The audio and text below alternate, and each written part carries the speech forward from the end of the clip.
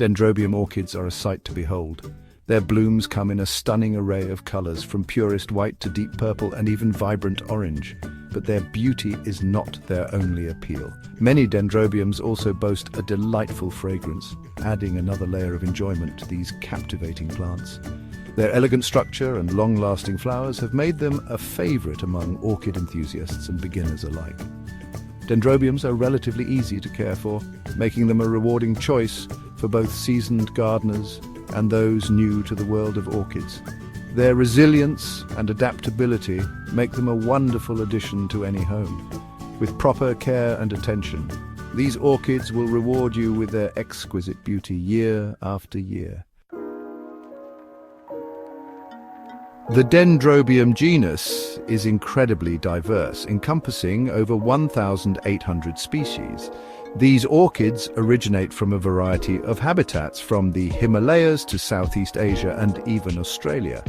This wide range of origins has resulted in a fascinating array of shapes, sizes and colors. Some dendrobiums are compact, while others can grow to impressive heights. Some prefer cooler temperatures, while others thrive in warmth. This diversity ensures that there is a dendrobium orchid to suit every taste and growing environment. One of the easiest and most rewarding ways to propagate dendrobium orchids is through division. This method involves separating a mature plant into smaller sections, each capable of producing new growth. To divide your dendrobium, you will need a few basic tools: a clean, sharp pair of pruning shears or scissors, a pot with drainage holes, and a suitable orchid potting mix.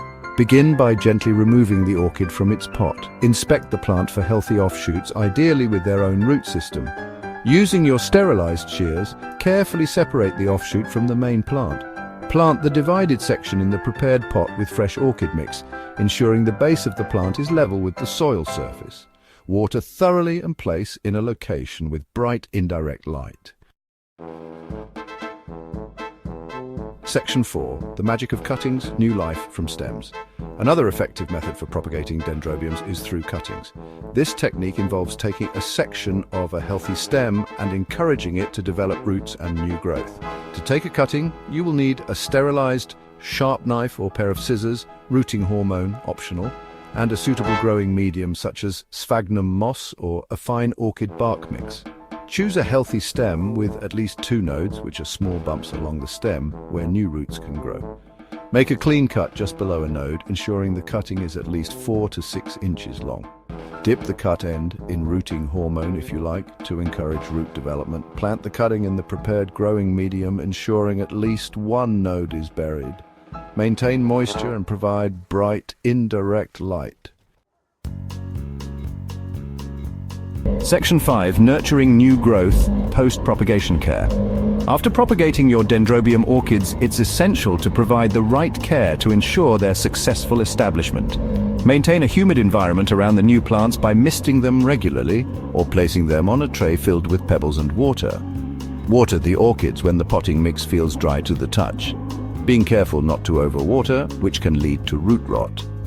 Dendrobiums prefer temperatures between 65 and 80 degrees Fahrenheit during the day and slightly cooler temperatures at night. Provide bright, indirect light, avoiding direct sunlight, which can scorch their leaves. With proper care and attention, your newly propagated dendrobiums will flourish and reward you with their stunning blooms. Section 6. Blooming success. Your journey with dendrobiums. Propagating dendrobium orchids is a rewarding experience that allows you to expand your collection and share the joy of these captivating plants. Whether you choose to divide a mature plant or try your hand at cuttings, remember to be patient and provide consistent care. With time and attention, your newly propagated orchids will thrive and eventually grace your home with their exquisite blooms. Don't be afraid to experiment and discover the joys of orchid propagation. It's a wonderful way to connect with nature and witness the incredible resilience of these fascinating plants. Section 7. Join the conversation sharing your orchid adventures. Have you had success propagating dendrobium orchids? We'd love to hear about your experiences. Share your tips, tricks, and any questions you may have in the comments below. Let's create a community of orchid enthusiasts and help each other cultivate these stunning plants. Happy gardening! Gostou do vídeo? continue assistindo e ouça agora no formato podcast. Aproveite em qualquer lugar, inscreva-se e compartilhe. All right, welcome back to the deep dive. Today we're going to be talking about orchids. Oh, orchids. Lovely. Well, one of you lovely listeners reached out and was asking about how to propagate them. Specifically, dendrobiums. Yeah, dendrobium orchids, which, they're beautiful. They are, yeah. They're very popular. They're fragrant. Yeah, and so this listener was asking for, kind of a straightforward, simple method for propagation, and so we found this video. We did. And it's got a really clever technique, I think, for multiplying these orchids at home. So, if you're an orchid lover, you can use this to get more of them. More orchids. Easily. That's the goal. All right. Well, I think this deep dive will be really useful because we're going to kind of pull out the most important and insightful tips from this video and hopefully make it so you can propagate them successfully. What do you think? Oh, absolutely. I think that's what we aim to do. We want to give you the tools so that you can actually do this at home, get that aha moment, and be like, I'm going to have more of these beautiful orchids. Exactly. I did it myself. Yeah. So, all right, the video starts by using cuttings from an older orchid. Mm-hmm. And so I guess what stood out to you about this first step? Well, right from the beginning, they really emphasize that clean, flat cut. Oh, okay. And this is important because think of it like surgery. Okay. Right, so a clean cut's going to minimize trauma to that plant tissue, and then you also reduce the surface area that's susceptible to infection. Makes sense. So you're giving your cutting the best chance. Right, the healthiest start. Yeah. Okay. And then the next thing they do, which I thought was kind of surprising, was they apply cinnamon powder to the cut. Ah, cinnamon. Yeah. Cinnamon, which we usually think of as in the spice rack. Exactly. So it turns out that cinnamon actually has these natural compounds that are fungicidal, so they help to dry that cut. Yeah. And they prevent rot and things like that. That's right. So it's a natural way to kind of seal the wound. Yeah, like a natural bandage. Exactly. Interesting. And then they say to let it dry completely for a full day. Why is that waiting period so important? Well, what happens is that the cut needs to callus over. You're essentially letting the plant form its own natural scab. Oh. And this is going to help it retain moisture and protect against infection before you go on to the next stage. Yeah, makes sense. Kind of give it time to heal. Okay, so then the next part of the video is they make this homemade nutrient solution. What's the point of that? The solution is actually designed to encourage root development. Oh, okay. So it's giving that cutting a little boost. It's going to help those roots to start growing. Interesting. And what's in this nutrient solution? Okay, so for this, you're going to need a couple of things. Uh-huh. First, you need an aloe vera leaf. Aloe vera, okay. You're going to want to slice this up thinly, and this releases the gel. Oh, okay.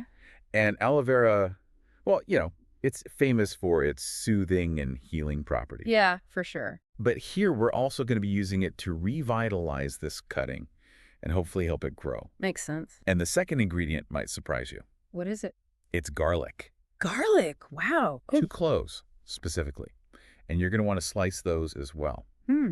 Now, the garlic is important because it contains antibacterial properties, which helps to protect against infection at this vulnerable stage. Yeah, it's like building up the immune system. Exactly. So you're taking your aloe vera, you're taking your garlic, and you're putting that into about 500 milliliters of water. Okay. And then you dunk the cutting into that for about half an hour.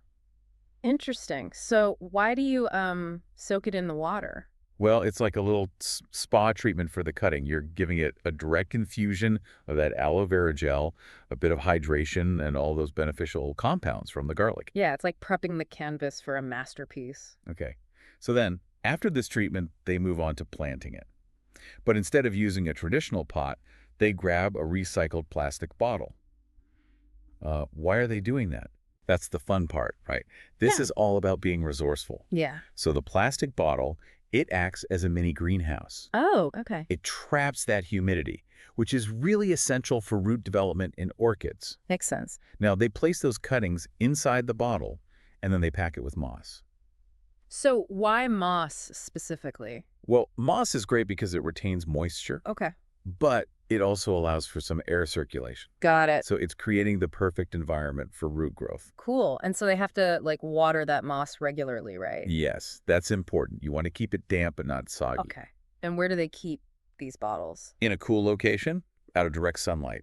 You don't want those cuttings to get stressed. Right. Okay. So you've got your cuttings, you've treated them, you've planted them in their little moss homes. The greenhouses. Yeah, mini greenhouses. Yeah. So when do you actually start to see results? The video says about 45 days. 45 days. Okay. And what's interesting is they say that you might see some revitalization even in cuttings that look pretty sad at first. Oh, wow. That's encouraging. It is. It really shows how resilient these plants are. Okay. So then after 45 days, you've got a little bit of growth going on. What's the next step? Okay, so the next crucial step is transplanting to a more permanent pot. Okay. They recommend treated pine bark for this. Why treated? Well, it's crucial to prevent rot.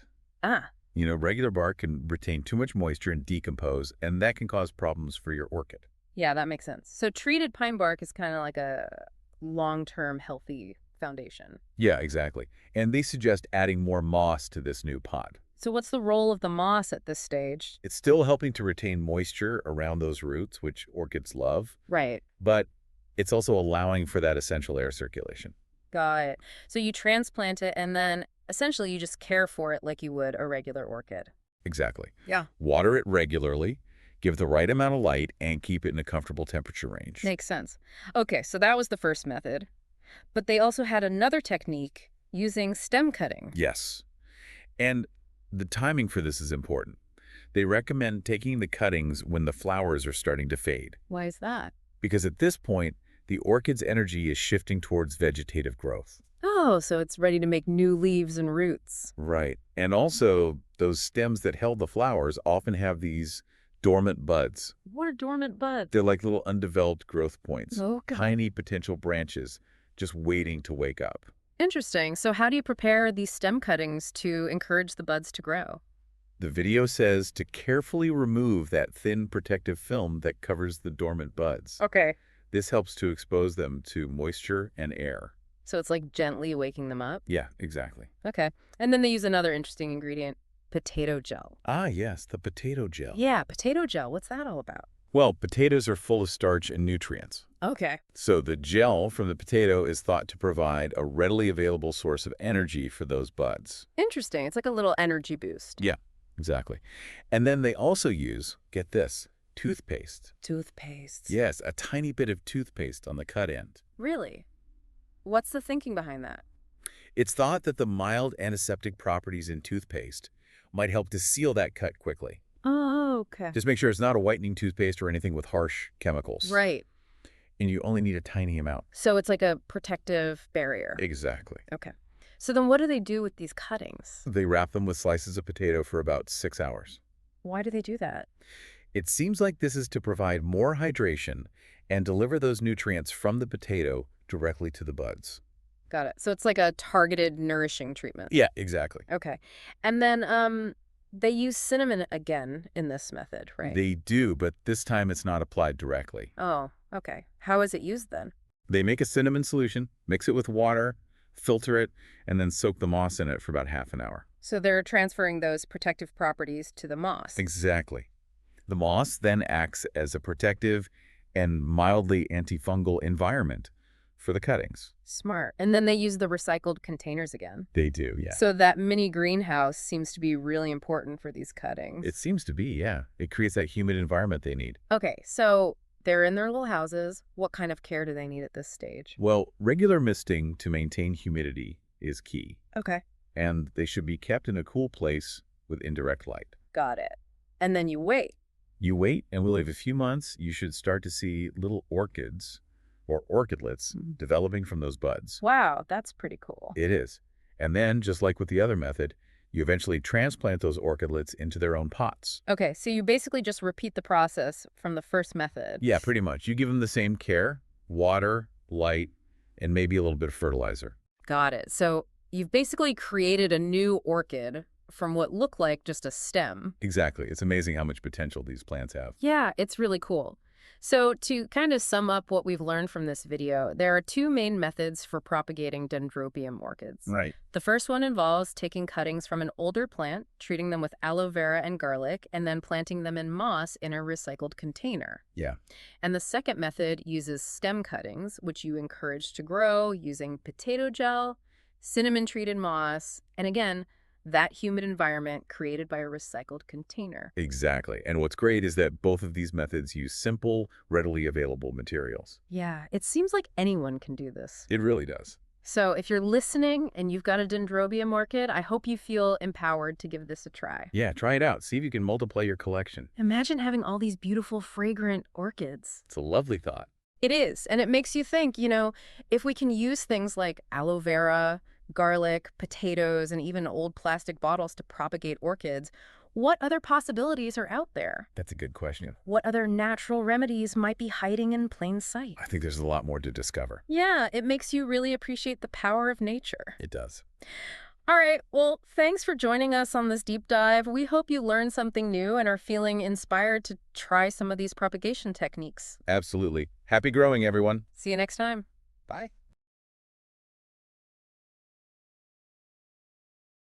Se gostou desse vídeo, já sabe, né? Deixa o like, se inscreve no canal e ativa o sininho para não perder nenhuma novidade. Um beijo, fiquem com Deus e até a próxima. Fui!